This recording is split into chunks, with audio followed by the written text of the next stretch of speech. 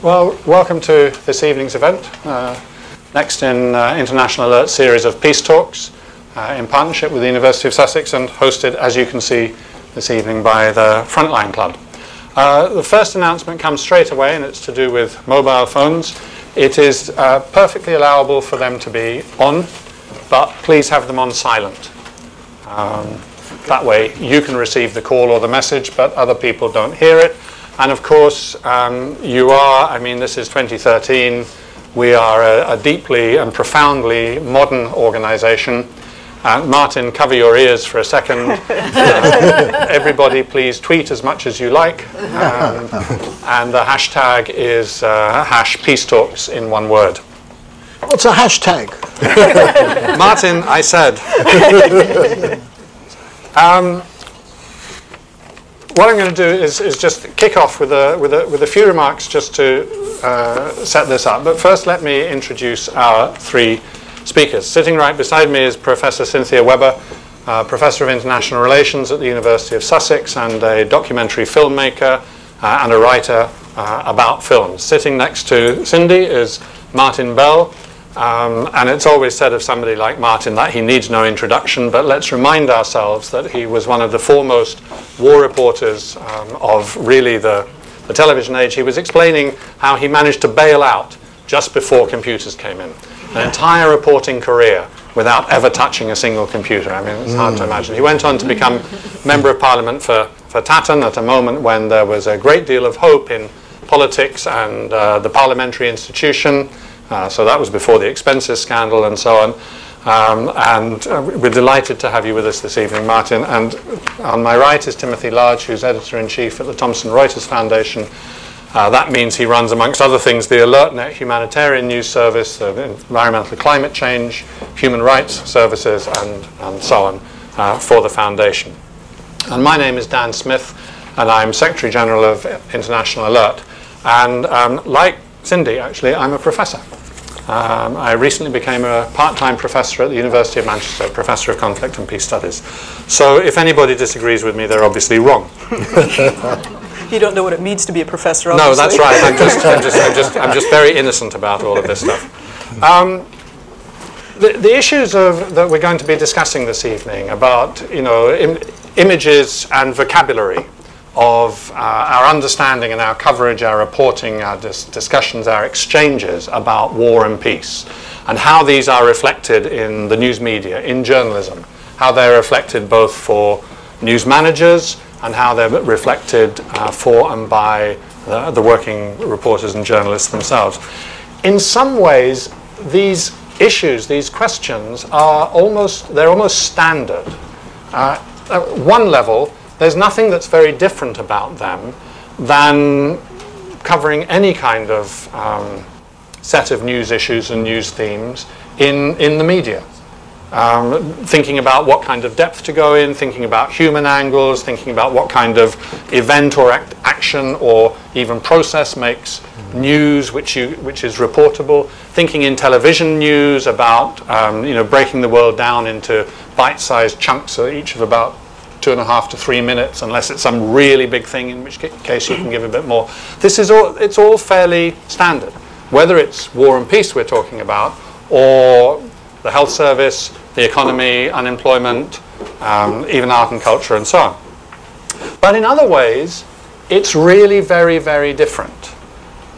There is a particular weight, there's a particular kind of incisive power to some of the choices which could be made, to some of the ways in which issues are framed in news coverage, news media, popular media. Lives may literally depend on the way in which news stories are reported. The course of high strategy, of high politics, the question of whether or not a country comes into existence as people living in that geographical area want, may be in part defined by the way in which the issues are being covered and reported and handled by our issues handlers in rich and sometimes occasionally sort of influential countries. And what's just as important as how news is reported is how the events which might become news are sometimes not reported. How they slip by, how they fall off the radar screen, how they become not news, or last year's news, which I think is even worse. I mean, I think being told that something is not news is deeply depressing, and it seems to happen to me an awful lot about the issues that I most care about. But being told that it's so last year is somehow, that's profoundly crushing. That eats away at your soul when that gets said. And so there is a sharpness. There is, as I said, there's an incisive edge to these issues of how stories are selected, how they are framed, how the coverage is shaped, what is selected in and what is selected out. And that's really my starting point for the conversation, which I want to be, first of all, we'll do a couple of laps around the panel with a couple of questions which they know a little bit about because I told them what they would be. But the trick is that now I'm a professor, I've forgotten what I told them. So I'm going to ask them whatever jumps into my mind at the time, so they need to be on their toes. And then I want to bring in people. There's going to be a couple of roving mics. I should ask everybody to be on best behavior because we're being live streamed. Even as I speak, we're actually being broadcast to potentially a global audience. We'll find out afterwards how many hits it actually got. But I want to start with Cindy, and I want to ask you about this issue of shaping and framing, not just some stories, but the agenda, and prioritizing what is important, what gets onto the agenda, and as it comes onto the agenda, how it's shaped. And from outside of the news industry, if you like, what can you see and what can you understand and explain about how and why those choices get made? Well, one of the places I come from is sort of looking at foreign policy. And one of the things, there's certain assumptions that are not necessarily true about foreign policy.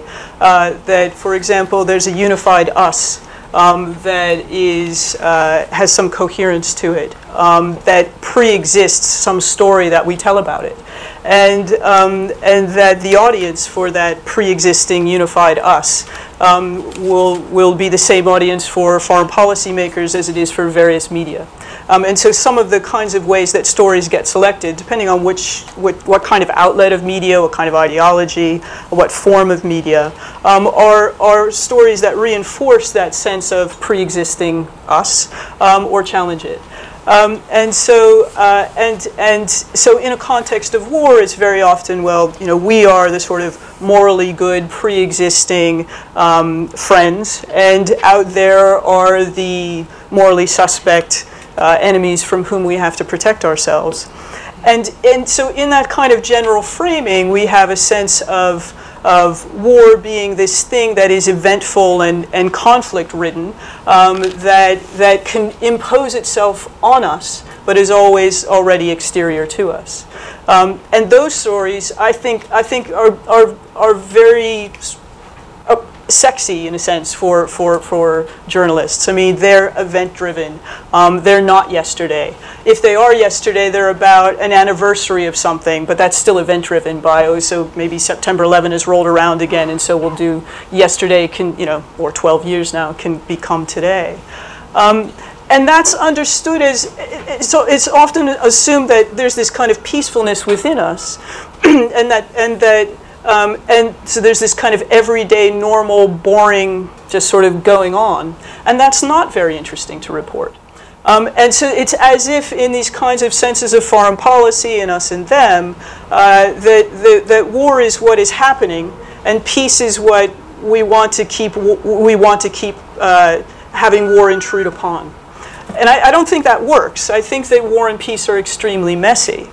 But I think that some of these assumptions work through various kinds of coverage, and we get reinforced with this opposition that war is opposed to peace, or that peace is non-violent and non-eventful, or that peace is something that's in normal life and war is something that's opposed to us. And one of the things I think would be interesting for discussion tonight, actually, as I was sort of thinking about this, is one of the assumptions we're usually told is peace is preferable to war. But I wonder, in a place like the Frontline Club, if we could ask the question, well, is that always the case, or is that the case except for journalists who actually have to look for something that's eventful and beyond the normal and everyday to try to report? Could I just press you on one thing? When you say, you know, you have this polarization or opposition, this dichotomy between peace and war, and it's not that simple. It's messier than that. Mm. I mean, yes, okay, but you know, here I am. I sit living my life, which is it's not well organized, and indeed it's not boring, but it's my life and it's ordinary, and it doesn't have a war going on in it at the moment. And outside of me, there are wars going on. I read about them from time to time in the newspapers. I mean, what's not dichotomous? Well, you're actually not in the middle of a war. Just because you're not in a war zone doesn't mean you're not in the middle of a war.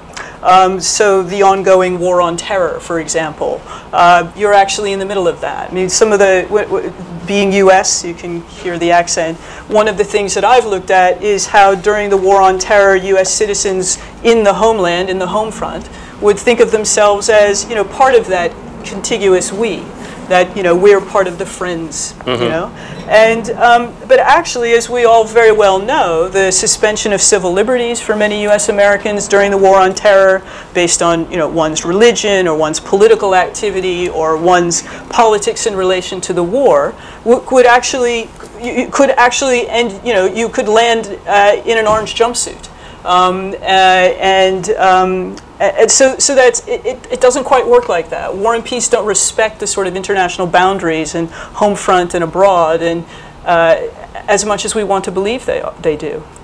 So, Martin, when you were bringing, for example, the news of what was happening in Bosnia to people, so we could understand what was happening, did you have this sense of people being very, very, very far removed, as I was painting, or did you have that sense that sort of everybody is actually implicated in this, whether they know it or not?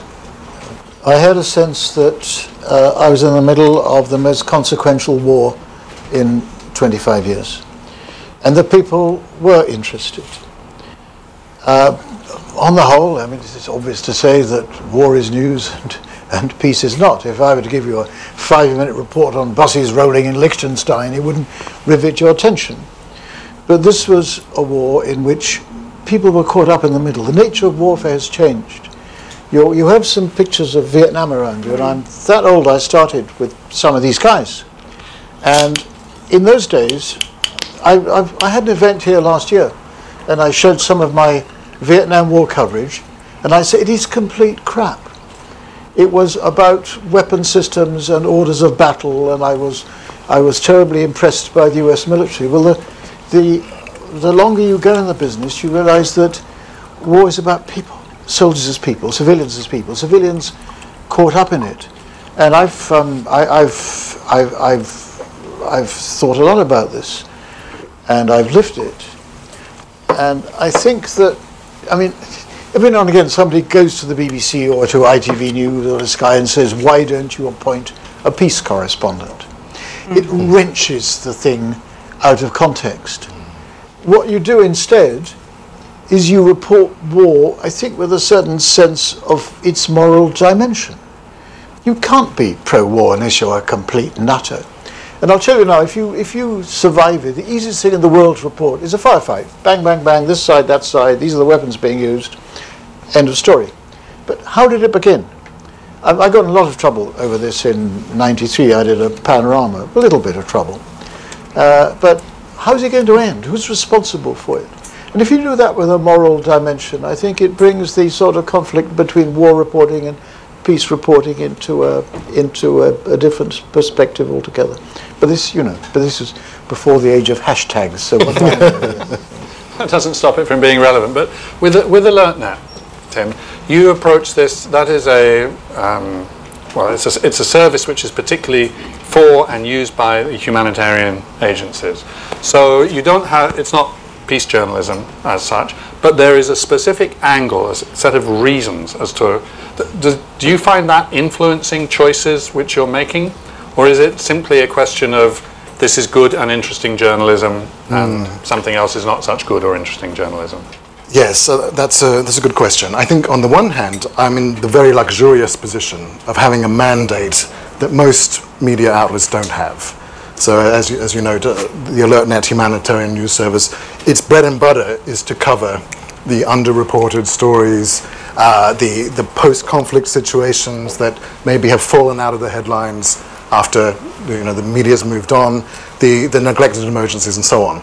So I'm very lucky to have a team of people around the world who are dedicated exclusively to making different choices about what they cover.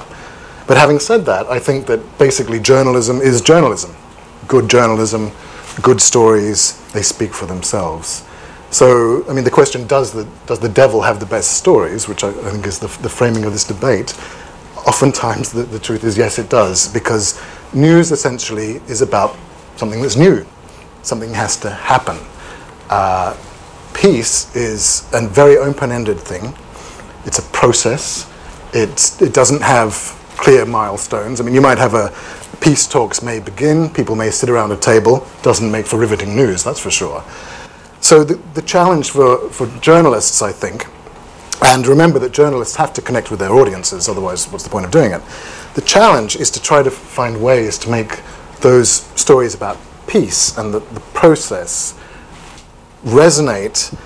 And I actually believe that it's harder to do that in a way. I mean, I don't mean to discredit war journalism. It's incredibly, it's a wonderful, important thing.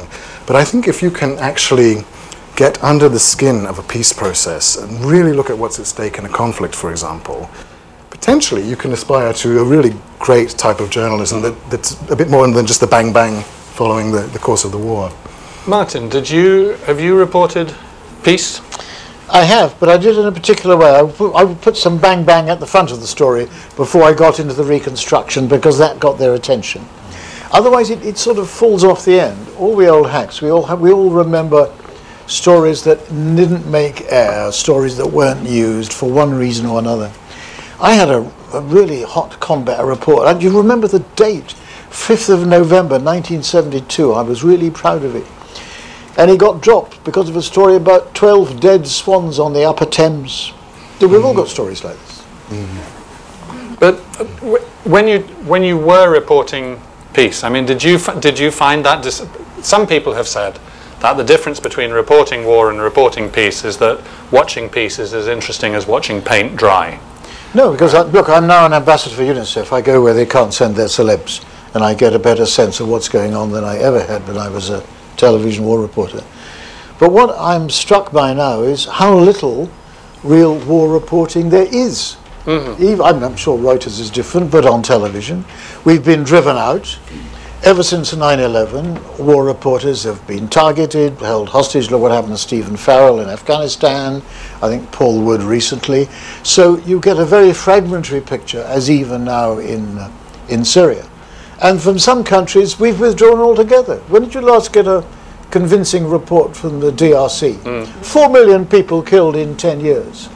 And the agenda has dumbed down. In fact, I wrote a whole spiel about it for an American magazine a few years ago, which I called the death of news. What we used to do is no longer possible. And my concern is not that wars are too much reported, it is that they're unreported.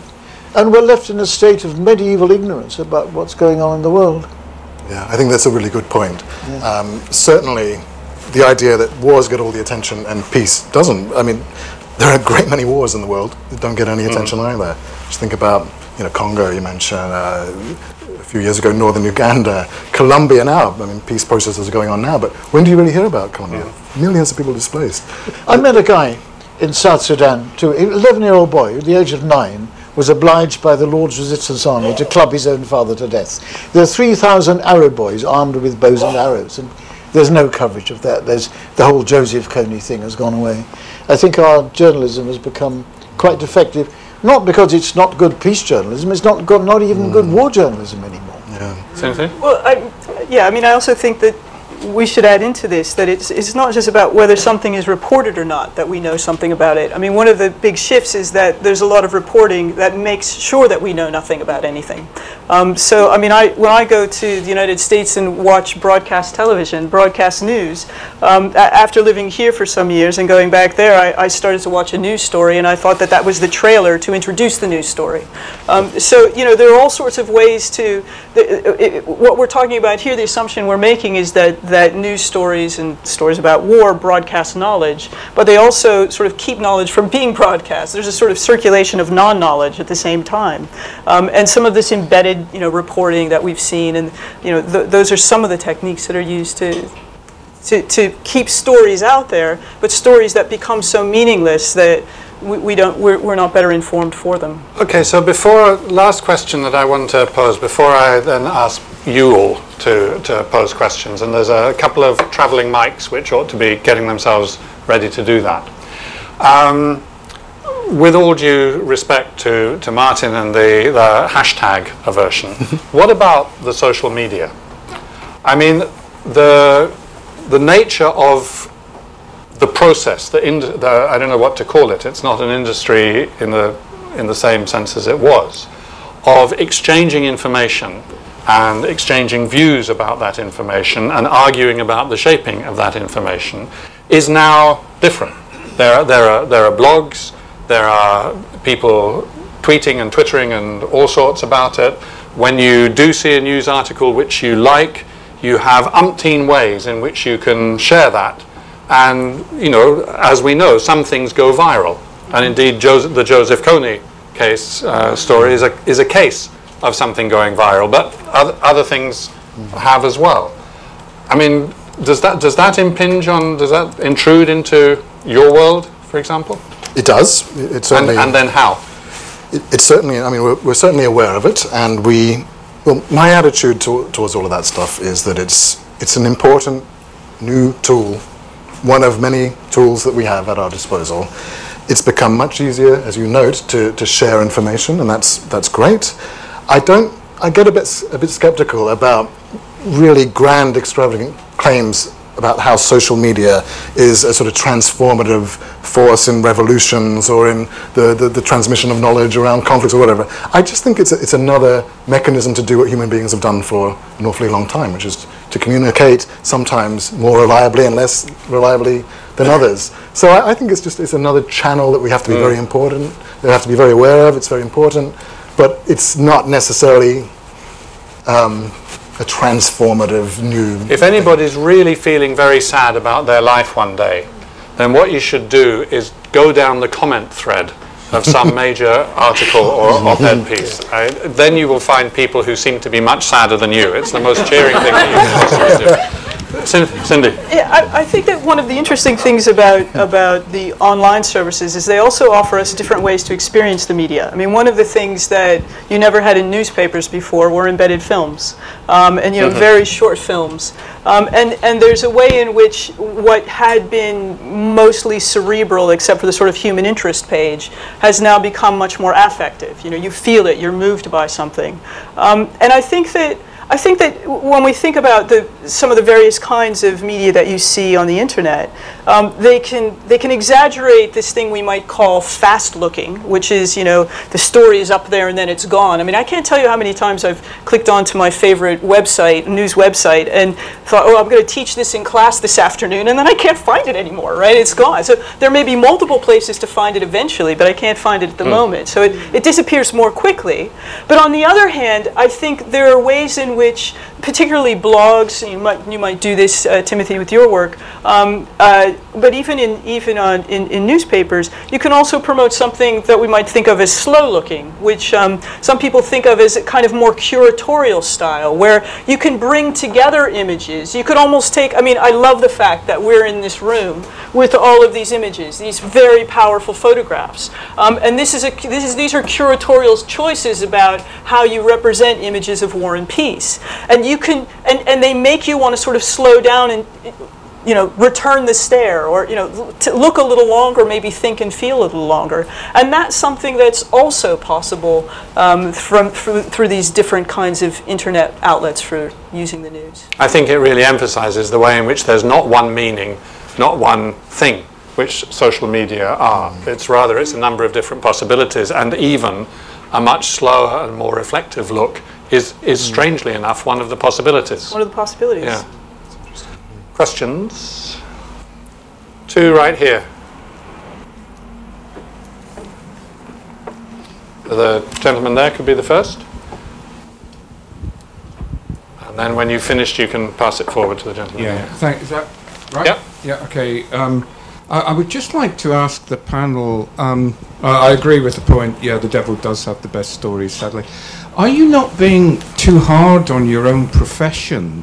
Because there are a lot of the difficulties are actually changes in society, reduced attention span, and maybe quite sometimes the narrowing of the mind among elites, business and government. I worked for several years in Bosnia after the Bosnian War, and I can assure you that by far the most relevant comments to my work and those of my colleagues was material that Mr. Bell's done, people like Alan Little of the BBC and so on, that the faults are not in the they're not mainly in the media. But just to say, there was an article on a War and Peace article in the Washington Post last week in relation to a country I've just come back from.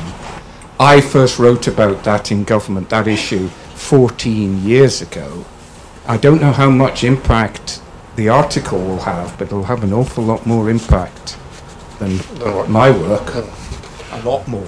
Thank you. Martin, are you being too tough on your own profession? Probably. The circumstances in which the war reporters of today work are so constricted. You're too often stuck on a border trying to make some sense out of an unverifiable video. And there are some terrific people out there, quite as good as any in our history, going back to Russell of the Times. So, but there are some terrific people working under extremely difficult circumstances. But I also think there is a moral imperative here to get it right. I mean, in a sense, war reporting is like academia, except the penalties for getting it wrong are rather more severe. I've got to be a bit careful what I say here. And the past comes back to haunt you. I've been, over the last 5 years, I've testified 5 times to the War Crimes Tribunal at The Hague. And the stuff you dash off in a quick half hour at the end of a very busy and dangerous day is then in court in the Mladic or the Karadzic case, and you've got to stand by it. So I mean, it's a bit old-fashioned, but I think that television, radio reporting, war reporting is a moral enterprise, and you'd better get it right. And the people doing it today are as good as they have ever been, if not better. But are there as many of them? Well, there's a great proliferation of networks. People standing on rooftops. You know, this is the curse of rooftop journalism. You know, you go downstairs. Some of the Walter Mitty characters who come in here. You know, it's, sort of they're kitted up. But the thing is that it's actually the curse of rolling news. You appear to be where it's at, but you're actually not. I think that what we've lost over the years is authenticity, and the best people, the Paul Woods, the John Snows and so on, they still have authenticity. We take the next one. Yeah, I mean, what I was going to ask about, actually, was to bring up your point you made about social media, and it's actually particularly in relation to the war in Syria.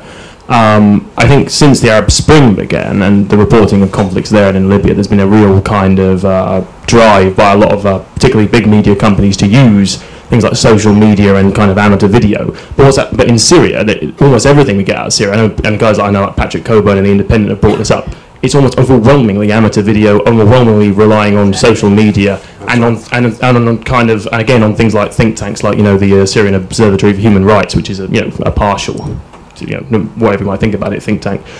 So, I mean, when it comes to that sort of thing, is that simply because, justifiably it's an extremely dangerous environment? Assad wouldn't let any journalists into his country initially, they get shot on sight. Or is there also a sort of, is there an element of saving money here? Is it simply laziness? Is it because companies know that because they can get access to footage, they end up relying on it? I mean, what's the cause, particularly in that situation, but in, places like Egypt and Libya and wherever else as well? Right. Start with you, Tim. Yeah, in the case of Syria, excuse me, I'm losing my voice. In the case of Syria, I think it's not laziness, it's access. It's extremely difficult to report from the ground in Syria. And often a lot of the most incriminating, if you like, or the most compelling evidence we have of what's going on in the country is unverified footage over social media. And so it has to come with all the health warnings and all the caveats around it. But it's the only thing there is. It's extremely difficult to report from parts of Syria. So, you either go in with the rebels, on the rebels' side, and you have a very partial view from that side, or the other way, it's not simple. In the case of other, you mentioned Egypt as well, much easier to be on the ground, of course.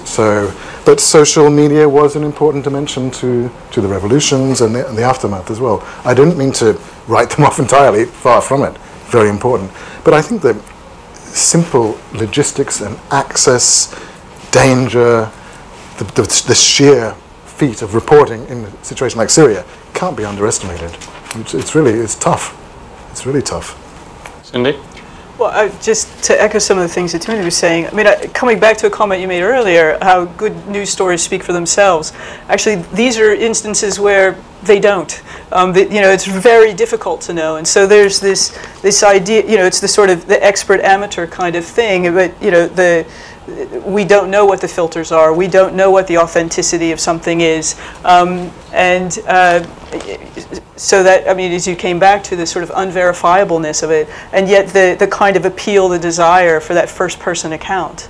I mean, I think that's something that's going on as well as the difficulty of getting access. So it's not just one thing. Mm-hmm. Somebody else? Somebody maybe? No, they're all down at the front, down here. And then you can pass it across the front row too.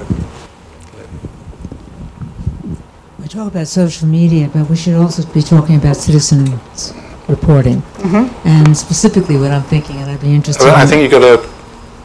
Yeah. It is better... when we think about Abu Ghraib, we're talking about citizens photography.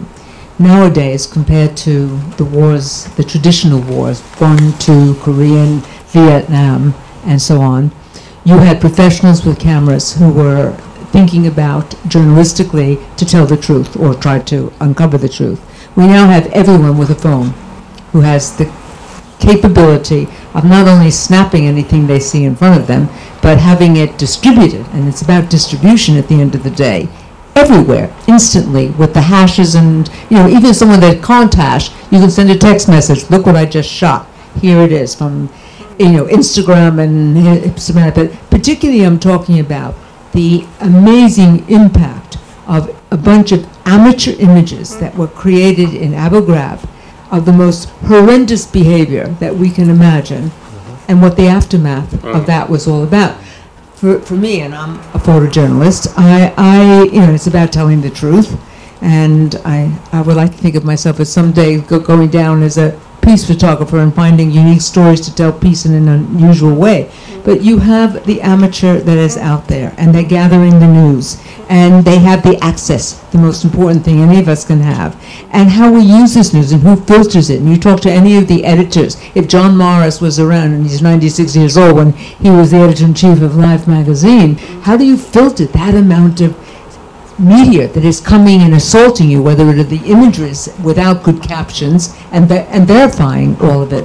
But the media today, I'm interested in the panels, the influence of the citizens' photography, the influence of them getting the videos out and instantly being on YouTube and a whole host of other things. And what it does it create anger? Does it also stir up and make worse what the situation is in a particular area? We can't dismiss the citizens' view and what they do with it. It's dangerous. Okay, I mean, two points that actually give it back for a second. We'll take a moment to focus on this. There's two points in there. the role of the citizen is as both capturing the news through photography, but also more broadly the reportage, because because of the tweeting, because of text messages, etc., etc. And the other thing is the filtering process. Why don't we start with that, since you're an editor-in-chief, Tim? Okay. How do you handle filtering? Well, with great difficulty. As you note, there's an awful lot of information coming in. And as you also note correctly, we live in an age now where people they have tools at their disposal and the distribution at their disposal to bear witness, which is a very important thing. I would argue that citizen journalism and so on, it's not that new. I mean, JFK, the footage of the assassination of JFK, someone was in the right place at the right time with a camera. If they hadn't been there, we wouldn't have had that footage. And back then, they found ways, using the media, it became the iconic images, and it was blah, blah, blah. Now it's just a whole lot easier. So you have to think about what is the value of a particular picture or a particular piece of testimony or whatever it may be. Part of the value is whether or not it's easy to come by, whether or not somebody's been in the right place at the right time, whether that's the only form of bearing witness. Suddenly it becomes extremely valuable. So when the Concorde crashed, somebody happened to take a picture of it. We bought that picture for a lot of money because there was no other picture of it, and it was on the front page, right? Scarcity breeds value. Now there's just a lot more. The other thing is, what is the reliability of it? And there you have a problem. And there you have a problem with filtering. So I think we're in a wonderful age of possibility, and it's also we're in an age of deluge and what I think of as not even white noise. It's more like a black cloud of information. It's very, very hard. Martin, do you see that as being a challenge to the role of the journalist, or should the reporter be kind of harnessing this input from? It is so easy for falsehood to march around the world before truth has got its boots on. And the point you make at Abu Ghraib is very good. There's some stuff coming in now that we didn't have access to, but it's got to. But it's only part of the whole picture. Sometimes I think in the media world in which we now find ourselves, Joseph Goebbels would have absolutely loved it. The internet can be a tremendous source of global disinformation. So I think the onus is on posh editors-in-chief, like the one over there, and I think their job has never been harder than it is today. Cindy? Yeah, sort of 2 points to come in on this in terms of citizens journalists. When I was making some films at Occupy Wall Street, Zuccotti Park, and one of the problems with actually shooting in Zuccotti Park is everywhere you shot, you got someone shooting a camera back at you. And it's a very small space, and that was very exciting, but it was really hard to actually get any, pure non-images of everybody looking at everybody.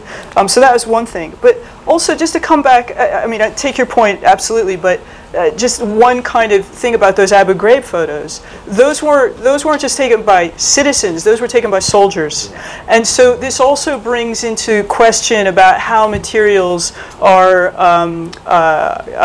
released or not released by governments, and brings in, of course, when we think about war reporting and how things are going in this particular era, the notion of the whistleblower. That wasn't exactly what was going on in Abu Ghraib, but certainly we need to think about WikiLeaks or Edward Snowden and the NSA. So there are all sorts of layers to this that get very complicated. I was just going to say that because those images were not created so that they could be flashed around the world and everybody could be horrified at them. Somebody did not, snap that saying, the world needs to know this. So somebody snapped it because this would be a cool shot to be able to take. And through on the, I think it's on the WikiLeaks stuff, isn't it? Not the Edward Snowden leaks. There's that shot from the helicopter of the Reuters journalist being shot. And some of the things which are said by the helicopter pilots or the helicopter crews are just appalling. There's this moment of saying, oh, it looks like a kid's been shot. Well, serves you right for bringing kids into a war zone, doesn't it? How can you be on active service in Iraq and say something like that? So that needs to come out. But again, those images haven't been shot in order that they should come out. It's for another reason, and they leak out. So that's just, It's not good old-fashioned journalism. I mean, through the WikiLeaks, that's a very modern kind of journalism, in fact. But it is, at the same time, it's stuff leaking out from power, which it didn't mean to. And it's the reporter's job, or the news industry's job, to display that, so that we can then discuss it and think about it. But there are other images, like ones coming through from Syria now. And how do we, you mentioned authenticity, Martin. How does actually authentication happen in that kind of circumstance? I don't know, maybe that's just an open and rhetorical question. Yeah, I think it is. It's very difficult, is the answer. Then move on to the next real question. As the channels of consumption have changed, as we've gone to 24-hour news coverage, and as we've mentioned, Facebook and Twitter and things like that, we have to accept that fundamentally the audience of news consumption have changed as well. How do you feel the fact that perhaps the reasons for consumption have changed? So those perhaps who have consumed the media 10 or 15 years ago are not necessarily, or the scope of people who are consuming the media now are not necessarily consuming it for the knowledge acquisition that Cynthia alluded to, but actually for entertainment. So your output has now become a form of entertainment. How willing as journalists are you to accept your role as entertainers? Look at the decline of American television news over 30 years. Yeah. Even at the end of my time in Washington, they'd given up real news and they're doing 5-part series about sex clubs or something, and they closed down their foreign bureaus, and Rolling News came in. Rolling News actually has a very small audience. It shows more than it knows. There'll be a cloud of smoke over North London. Is this a terrorist bomb? They'll go on about it for 30 minutes. It turns out to be a fire in a tyre depot. It is hysterical. I think the best thing to do about Rolling News, frankly, is not to watch it. It is so awful, really. You need time to go out there and find out what's going on and report it. And the good people are still doing that. But the new media are, we speak as if they're our masters. They're actually our servants. And the problem of authenticity is huge. If I were now in Syria, I wouldn't want to know what to believe and what not to believe. And I think the difficulty that the people I used to, Jeremy Bowen I knew very well, he faces probably the most difficult job in television journalism today. Filtering is important. Actually, common sense is very important. But I think we are, all the means of communication, we live in an age of mass destruction, which coincides with an age of mass communication.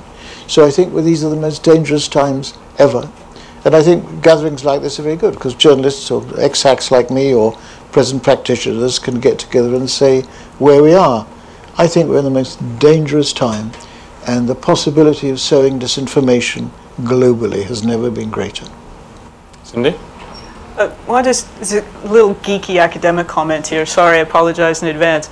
But Martin, as you were describing the 24-hour news cycle as hysterical, I mean, one generally thinks immediately of, well, that's funny. But the geeky academic way of thinking about hysteria is the question of, am I? The hysterical subject. And I think that the example you gave is a really good one about, is this news? Am I actually getting to something or not? And it's always that kind of lead-in. And I think that that's also very dangerous. It was a marvelous moment at the start of the Iraq War in 2003 when a guy called Walter Rogers of CNN, formerly AP, they were able to broadcast live from the moving armoured vehicle. And it really got to these guys. He said, this is historical television. It was hysterical, it wasn't historical. But it had no meaning whatever. And in this, I mean, what you've got to be really careful for is the reporter as TV personality. I mean, this is a very dangerous road to go down. Don't you know that? Yes. Tim, just one angle in that I wanted to ask you about. The channels of consumption, communication and consumption, have changed, clearly. But the assumption was that meant the consumers had changed. Do you I'm think not so? sure I accept that premise, actually. Absolutely, the channels are different. I mean, the Reuters Institute for the Study of Journalism, which is a sort of academic institute in Oxford that looks at changing media trends, among other things, has just done a big study of digital media consumption in a number of countries. And one of the interesting findings is that, in fact, as people read more on their tablets and on their iPhones and on their computers and so on, they're also reading more newspapers in some places. They're consuming more news, and it seems like they're more prepared to pay for it now through paywalls and so on. So, I mean, that's just a small example of, so people still care about news. Maybe some people care about it even more. Maybe this sort of information age that we live in is encouraging more and more ways to consume it. So I'm not sure that all journalism is entertainment. I think there's very, very good journalism out there, very serious journalism. The media is not monolithic. There are many different types. There's the Sun and there's the New York Times. There's BBC and there's Fox News. You know, they. Is this a value judgment? Yes. I wouldn't dare. I mean, there's, you know, I'm old enough now to actually remember this kind of thing being said. You know, when the Sun started to get very big, big sales. It was, I mean, that was the death of journalism. That was the end of everything. I mean, look, you know, page 3. This is just about entertainment. All the newspapers are going to go in that same direction. That's the end of it. And you know, 25, 30 years later, we can still. So I think you have to keep on. I think that the fact that we have that sort of, you know, repeated moan, for want of a better word, is actually very positive, because it's part of what protects the news values that actually I think an awful lot of people care about. I think plenty of people know that real objectivity is not really possible, but they do want journalists and they to try to tell the truth in news and think seriously about it, and they want news articles which reflect that, and that's why they will pay or they will take trouble to get them. There was a question here, Ilaria, which I saw before, and then there's a couple more. So this one first, the general. Can you put your hand up so a little bit higher so that she can see you? And then we'll take those two after. My question is to Martin. Did it ever happen that you stood behind the camera in the midst of a attack from somewhere, and you decided that if you are really trying to bring a little bit of calm to the conflict, you would report it in a different direction, in a different sense, in order to, let's say, not to put fuel on the fire. Okay, it's a big question. The truth can be dangerous. Yeah. How do you handle that? And then you. Martin, how do you handle that? I've been in many situations like that. Usually, the thing is full of moral dilemmas. You're in a position to help people, so maybe 20,000 refugees fleeing. You're the only person with a set of wheels. Do you, or do you convince yourself, as I did, you get the story out? Are you provoking things by being there? I was a reporter on the streets of Belfast, late 60s. I don't think what we did then would be doable now in an age of rolling news. They'd be burning the satellite trucks. What actually happened was that they would have their riots and civil commotions, and then they'd go in and have their tea. And they'd come out again half an hour later, and you'd be on the streets, and if they didn't like what they'd seen, they'd say so. Now, I think in war reporting, the difficulty is, as I was trying to argue before, that we know less, we understand less. So many of today's wars are uncovered, and it's you know, we're being shortchanged, and you know, I understand there are financial reasons why we can't be everywhere, and there are commercial reasons because foreign news doesn't get the audience. There was a time when the Daily Telegraph, in my time, was on the point of closing all its foreign bureaus, every single one, because they decided not enough people were watching foreign news. So all I say is this is work in progress, and we keep at it, because if we don't, we're going to be seriously misinformed about the world we live in. do you think it's because a lot of individuals have taken over the media, people like Murdoch and... There's lots of, don't get me going on Murdoch. 165 editors decide simultaneously in 2003 the invasion of Iraq is a good idea. I'm giving a speech on Saturday in which I'm going to describe the Times as the warmongers' gazette. But don't get me on that. No, there are lots of new players. I'm a huge fan of Al Jazeera, actually. I think it's brought something else to the table, different set of news values. I think there are some really good things going on. Tim, truth is dangerous. I think the commitment has to be, or the aspiration has to be, to the truth. No compromises. Once you start to worry about the implications of reporting the truth, you're in a very dangerous game. So I think it's a no compromise position I would take on that. Okay. Andy? Well, I mean, I think there are truths and there are truths. And the truth can be dangerous if the truth somebody said earlier, I think it was you, Dan, that what we want journalists to do is tell the truth. But I would actually sort of shift that a bit and say we often want journalists to tell our truth back to us. And what becomes dangerous are those moments when we start to think about shifting what those truths are. So moving us, in the broader discussion about war and peace, sort of shifting us from thinking about making more war to making more peace. How do we actually do that? And that is very dangerous. There's an old ideal out of classical philosophy that every statement that you make should be necessary, kind, and true. And are you in danger of taking a no-compromise position on 1/3 of what is required in order to sort of justify our language and our discourse and our speaking? Do you mean because it's not necessary or kind? Yes. Perhaps, but I still think we have to aspire to something quite straightforward in this sense. Otherwise, it's just too complicated and too dangerous. There's one over there and one here, and then there's going to be another there. So if you can pass it right over to the gentleman in the shirt. Are you doing just one mic at a time? It's easier that way. Yeah. Okay. I think it's on. Just speak. Is it? Right. Yeah.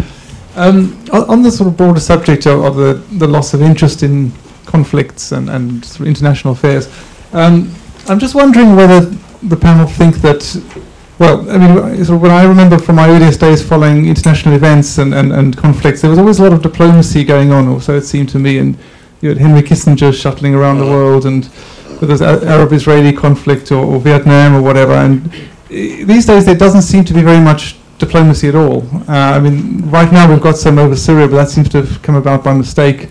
So many of these conflicts seem like just endless carnage without any sort of recognizable narrative. I wonder whether you'd agree that there is a sort of, absence of diplomacy most of the time, and whether this is something that possibly the loss of it gives, people less of a hook to get into the news items. Do you want to pick that up? I think the peace impetus, so far as there is one, is much greater now than at any time I can remember. We had 3 days of riveting coverage of the Russian-American talks over Syria. We have a thoughtful and articulate American president who does not reach for his missiles at the drop of a soundbite. We have a prime minister who's been democratically checked by the House of Commons. I think there's a lot to be cheerful about at the moment. I agree. I think there's an awful lot of diplomacy going on out there. Maybe during the Cold War it was more noticeable because the narrative was much more geared towards these big power plays. Whereas now, I mean, Colombia is trying to end 50 years of conflict. There's a peace process going on in Havana. You never hear about it because it's actually not that interesting. It's coming back to the original question of process versus event and so on. But diplomacy is happening. Maybe the way it's reported is different. I don't know. Yeah. Cindy? I also think, though, that, yes, but no. I think that... That's very classic academic, isn't it? Yes. I mean, we also have to think about, is it just more that there's more peace and more diplomacy, or is it also that war's harder to see? I mean, Martin and I were having a disagreement in the bar before things happened here. He said the thing about Obama not dropping bombs, and I reminded him that he's used drones more than anyone else in the world. We don't see drones. We don't know about drones. We're not supposed to know about drones in the United States. Similarly, the way that, you know, the revelations about the NSA. I mean, is this, you know, how wiretapping takes place, how one keeps account of one's enemies. Who are the enemies? Are all now U.S. citizens enemies of the U.S. state? Because, you know, who knows how these things go? So there are lots of complexities here. And are we nostalgic for George W. Bush, are we? Never. Never. But concerned that there are more affinities between the two administrations than I had ever hoped for. You know, when they first started dropping bombs out of aeroplanes in 1916, it was talked of in much the same way the drones are today. What goes around comes around. Just to pick up a couple of longer points than that. Kissinger, I think, was an oddity. I challenge you to name another American Secretary of State or another head of the National Security Council from the 50s, 60s, 70s. I mean, John Foster Dulles, you know, who comes to mind, and so on. But Kissinger, both because there was both the Vietnam War and the Arab-Israeli conflict at particular moments in their histories, and also because of the kind of guy that he was, and indeed is, and his capacity for running a news agenda himself, which was very, very sophisticated and not to be underestimated at all. And going back, sort of taking a longer look again at, is diplomacy going on? Yes, it is in lots of places that you don't hear about, like you don't know about the peace process in Mindanao. You know even less about that than you know about the peace process in Colombia. But more broadly, there have been far more peace agreements made from 1990, about the end of the Cold War, until now, than in the previous 200 years of history. The number of peace agreements made up until about 2007, when the book was published, which the author, for some reason of her own, had decided to count it, is over 670 during that period. The issue is not whether there's been a lot of diplomacy. The sub-issue that we're looking at is whether it's been covered much. But the bigger question is the effectiveness and the impact of all of that activity. But part of it is just, you know, diplomats very often get a bad press. And by the way, the diplomatic agreement which has been arrived at over Syria will fall apart. But there will be another diplomatic effort to move on, and another one after that, and another one after that, because that's the course that at least Russia seems now to be set on, and I think the US will work with that. Diplomats very often are just regarding this agreement as, you know, this patches it up for a few months, then it'll fail, then we work at it more, and would, you know, it's what Churchill said, George or war. I mean, there's the choice. But there was a question here, and you were holding the microphone, so you get the right to ask it. Thank you. So far, we've been looking at this question very much from the perspective of the international media reporting for an international, predominantly Western audience. And I would like to know what the panel think of the role of local media in conflict-ridden countries, and you know, where they should be positioning themselves between war and peace reporting. Tim? Well, good point. A very good point. The local media is, of course, extremely important. Should they be positioning themselves any differently from anyone? Well, again, I think it comes back to basic principles of journalism and so on. So they're probably the same, you know, for everybody. But yes, it's true. We tend to forget about the, you know, most of the hearts and minds that need to be swayed in war and peace when it comes to reconciliation and so on. You need to, that has to come from the engagement of the local media. So, yeah, I mean, we do a lot of media development work with the foundation, particularly for that reason, in recognition of that. Yeah. Take another question. Hello.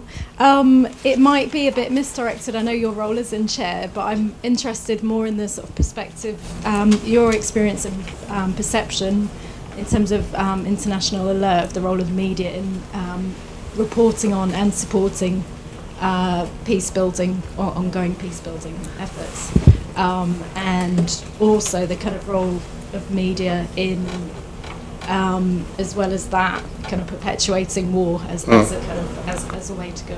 Okay, pass the microphone back to International Alert's head of communications, who can tell you quite quickly how easy it is to place stories on peace building with the press. Almost impossible. There you go. Almost impossible. Yeah. So it's really, really hard, and usually what we get back is it's a feel-good story. So that's all we get. So we really have to fight hard to get our stories in the press. It's really, really tough because we don't have the good images and the, what were you saying, Martin, before, the bang and all that. Yeah. So it's really, really hard. I think you should be really cheerful. There are so many conflicts I've been in over the years, in El Salvador, in Namibia, in Zimbabwe, in Cambodia, and many others, which are apparently intractable and went on forever and ever and ever. But a resolution was found, usually through the United Nations. So this shouldn't be a breast-beating exercise. We should be rather happy, because sometimes good things happen. You ever think of that? No, for sure. For sure, that's not what I meant to say. I meant to say that it's very hard to celebrate those good stories and to get those stories in the news, and sometimes to celebrate the efforts that societies make in bringing about change or bringing about peace, sustainable peace. So that's what's hard for us. It's not celebrating our role as International Alert, but the role, of societies themselves in making that change. It's very hard for us to get that coverage. We'll take your question now. The very fact that the local media in the south have been prevented from what has been happening in the north for 50-60 years is the very cause of the protracted conflict in Sri Lanka.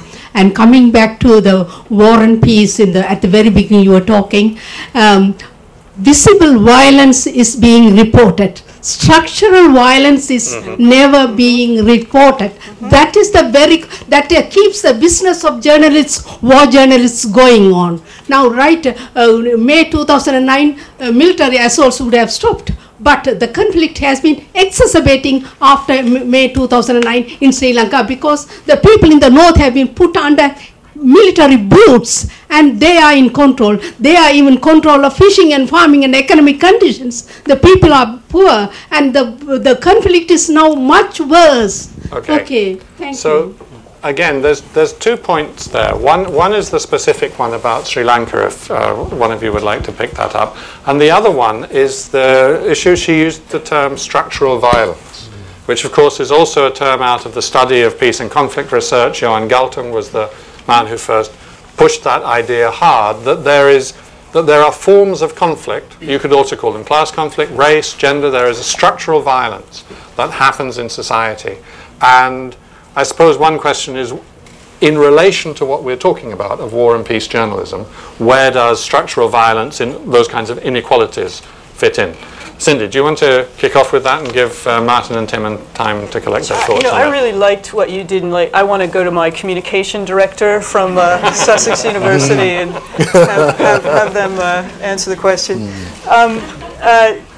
Well, I mean, I think that's a very relevant point. I think it's actually something that we study quite a lot at Sussex. And again, it's one of the things that's difficult about the reporting of structural violence is it gets invisibilized so often. So it isn't just that drones are bombing people from the sky, but there are different ways in which economic systems function, distribution of labor functions. So all sorts of global inequalities that create injustices that again are, they get labeled as well, just part of everyday life, or a kind of nagging, or a kind of special interest, kind of need. So I mean, it's very interesting when you look at the Huffington Post, for example. I was just, actually, most online journalist outlets these days. They've started to break down in terms of different constituencies. So it's, here's a kind of structural violence, and here's the gender page now, and we'll just put that over here, and we won't connect it up to all of these big international issues. Or, here's the gay and lesbian page, and we won't connect it up to all of these big international issues unless it's threatening to stop the Olympics from being in Russia, for example.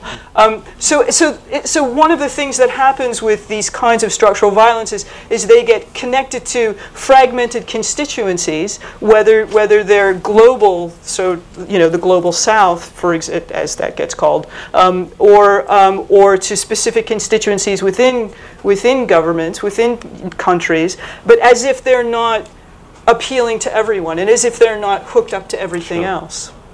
So I think that's a real problem. Martin? Did you really say invisibilized? I did. Okay, nothing to say about that. Structural violence, I'm going to be typically a dissident here. It occurs in lots of ways. I'm probably I'm old enough to have been a soldier. I understand the military. It happens to them. The effects of these wars on our young men and women in Iraq and Afghanistan over these last 10 years, the PTSD, the post-traumatic stress disorder, soldiers can also be victims. And I think in terms of our reporting, we have to understand that. Don't see the military as the other, the people who are necessarily doing what they're doing in Abu Ghraib or South Helmand. They are our armed forces, and they have to be held certainly to account. And journalism has to take account of that. And I think one of the difficulties we've had is that we have journalists who don't sufficiently understand the military because it's another world to them. Well, we all have to reconnect. We're all part of the same world. Invisibilized? No, never, never. I'm not going to Sussex. But my argument is that invisibilizing is a bad thing. But do I understand what you mean? You mean rendered invisible? That structural violences are often rendered invisible, so we can't see the very kinds of, we can't have those kinds of empathies and sympathies that you're actually describing. Right, okay, so we're on the same side, really. On that one, yes. On that one. Cindy, Martin is having a different argument with you than the one you think you're having. Mine is semantic. It's actually one of the sort of fundamental principles of conflict resolution and peace building is that the conflict is very often not about what it's about. Right. That was a perfect case of it just there. Tim, you got a comment you want to put in? Then there'll be one more question, and then we're rounding up. Okay, absolutely. I was just going to say that, actually, that often the conflict is not about what it seems to be. And I think you've kind of hinted at both the problem and a solution here, maybe. I mean, what you're talking about is something quite subtle. It's much subtler than the sort of reporting on the latest bangs and all of that. It's getting underneath the skin of what the conflict is about, what the prospects for peace are, what's really driving it. And in that sense, structural violence is one part of many of the social and political and economic drivers of conflict, all of that stuff. So the problem that International Alert has in selling peace-building stories is that they can't make them sexy enough to get on the front pages. Maybe the solution is to really get under the skin of these processes in a way, but not in a jargonistic way, not in a way that's about structural violence, a way that's about putting the human elements into. So let me give you an example. Come back to Colombia.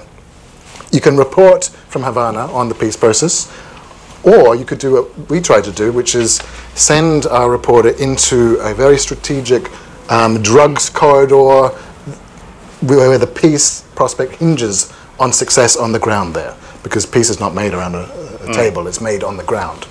And we're looking at all the different forms of structural violence, the effect on people there, the brutalization of 50 years of war, the displacement, the land issues, all of this sort of stuff, the narco culture and the impact that has. And if you want the peace to happen, you're going to have to deal with all those things. And that's a really rich story. It's a really rich human story. It's a bit harder to do, but it's so much more interesting than just the surface level. So I think there's a wonderful potential, and you can help International Alert and other groups like you by helping journalists to sort of make those subtler connections. If you come at them with a press release about structural violence, though, I bet you're not going to get anywhere. We never have done that. We never have done that. Yeah. No. There was a question there, and we'll make this the last one, and then I have one more question after that for the panel. Thank you. I will also give you an example. I've covered Sierra Leone and Liberia, the Mano River conflict for many years, and my last assignment before I got fired from that job was because I refused to report on violence, or what my editor called violence. I was standing right there when two people got into a fight, two different parties. It was during the elections. last electoral meetings. So 2 people got into a fight. Other international networks reported it as violence. I refused because I wanted to report on the presidential debate where, for the first time in Sierra Leone, 8 political parties were running for the presidency. That was more important to me than 2 people who had a little scuffle. So does the devil have the best stories? I'm sorry to say, I'm a reporter. Sometimes the devil is in our midst. The devil wants you to report on something that is not relevant to the people of the country where you're reporting from. What is relevant to them is how do you create new jobs? How do you fight against drugs networks? How do you make sure that all these big multinationals who have a 100-year bail or contract on the rubber of the country, how do we make sure they take back their resources? So sometimes the devil is in our midst, and I'm awfully sorry about that. I'm one of the devils. But yeah, peace building doesn't sell. What happens is your editor wants you to report on violence. Find something when you might find something else that's more positive to bring a more positive image. So do you decide to, so. Would you have fired him? No, I wouldn't. But I do recognize that sometimes the devil is the gatekeeper. Absolutely. We did a study a few years ago with Columbia School of Journalism looking at what drives crisis coverage. It was more general than just conflict, but it included conflicts. It was humanitarian crises of all kinds. And the kinds of, where we asked lots and lots of gatekeepers, how they made their decisions. And the list of priorities that they came up with, things like high on the list was high death tolls, obviously, general humanitarian suffering. But the most important thing was it was compelling visual material, interviews, pictures, and so on. And then children, and then foreign policy implications for the country, and so on down the list. There's almost a template. And it's very hard to convince editors, depending on the organization, to depart from that template. Is that right? Is that wrong? Well, that's. But it does. I mean, it does raise, and what you raised, Sarah, is the question which Cindy took up earlier when I said we want reporters to tell the truth. The issue which you raised there is, well, whose truth and which truth? Because it was true that there was a fight. Right? Not denying that. It's also true that there were big issues at stake in the presidential debate. And so it's a question of whose truth. I think that we should pull this to an end now. We're soon we'll be outrunning our welcome in this fine establishment. But I wanted to give each of the panel, I think maybe we'll go along in this direction. Start with Tim and move in that way. What are the one or two things that you would like members of the audience to leave with? The couple of ideas you'd like to say, whatever you take away from this meeting, try to take this and this. Okay. I would say that, for one thing, peace journalism is just another form of journalism. Let's recognize that. I don't think there is such a thing as peace journalism and war journalism. But having said that, I do think that there is tremendous promise in the realm of reporting peace processes in really inventive ways where you, as I said before, really getting under the skin of the problems, where you can actually aspire to something truly great, something that's much more interesting and compelling than just mere war reporting, because you're really getting to something very, very human, which is about the conflict between justice and reconciliation, which is about the roots of the long-standing issues that need to be overcome, which is about ultimate redemption, forgiveness, atonement, all these things. It's the stuff of art and literature, without being too grand about it. It can be incredible. It's very hard to do, but I think let's not give it short shrift. I think there should be great aspiration in journalism, and peace is an area that can be done. Cindy. Well, the media doesn't just report, it's always doing something in that reporting, whether it's constructing a constituency, whether it's constructing an enemy. And I think that when we think about the question should be sort of, how can we use the media to promote peace or to promote nonviolence? And I think that when we ask that question, we have to ask the question of, well, how can we use the media to extend our sense of generosity? I mean, some of us have talked about things that happen at local levels or things that happen at national or regional, international levels. I mean, how can we mobilize media to make us, feel something for those who we're not normally supposed to feel something for, especially in a kind of foreign policy context. So we're supposed to, I'm US, so we're supposed to love ourselves, and our families and our nation. But how can we use the media to actually extend our generosity beyond just those tiny constituencies? And I think a lot of the things we've talked about, there are lots of ways to do that. I think that means that there isn't just peace journalism or war journalism. The same images can do both sorts of things. The same stories can do both sorts of things. And we have to be very mindful of what the political, moral, ethical, and affective notions are built into those kinds of stories. Martin. I just leave you with the thought that today's conflicts globally are underreported to an extent that we seldom understand. Partly it's the retreat of the networks, the journalists, from the front lines for reasons that have happened since 9/11. Partly it's money, partly it's danger, partly it's a lot of loss of nerve. But there's also an element we haven't discussed before, that the editors don't want you to see the reality because they upset people. There's the self-censorship of what happens in war, and I've seen it, and I fought this battle and I lost it. But the things going on out there, either because they're underreported or because they're self-censored, which we've got no idea about. And the extremity of the situation in which we are has been, if I may borrow an academic term, invisibilized. I'm not quite sure if the right thing is to leave you with a coined term.